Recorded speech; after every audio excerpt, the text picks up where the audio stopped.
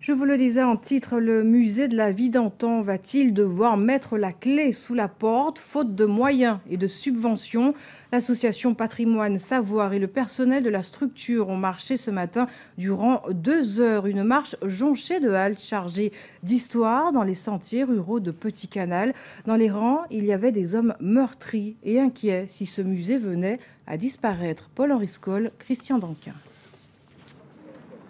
Ils étaient près d'une centaine à avoir fait le déplacement dans les sentiers ruraux de Petit Canal pour honorer de leur présence l'invitation à cette grande marche pédagogique et symbolique de soutien pour la sauvegarde du musée de la vie d'antan menacé de disparition à très court terme. Le musée de la vie d'antan, c'est le seul musée des arts et traditions populaires de la Guadeloupe. Donc à partir du moment où elle va disparaître, c'est tout le patrimoine qui va disparaître. D'autant plus que ça fait 18 ans que nous collectons des objets et des manières de vivre de la population à cette époque. Donc ce sera une perte énorme pour la Guadeloupe. C'est une petite structure et que l'intérêt pour le peuple de la Guadeloupe et surtout les politiques est moins important qu'une grande structure comme par exemple le Mémorial Act.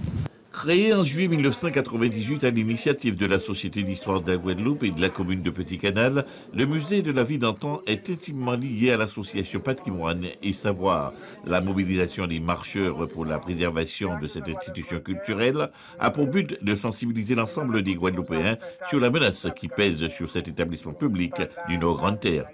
La disparition d'un musée, moi personnellement, ça me peine d'autant plus que je suis à l'initiative avec la Société d'histoire de la Guadeloupe. Mais que voulez-vous? Il faut savoir que pour qu'un musée vive, il faut un certain nombre de financements, que ça n'est pas obligatoirement rentable dans l'immédiat, mais ça l'est quant au fond.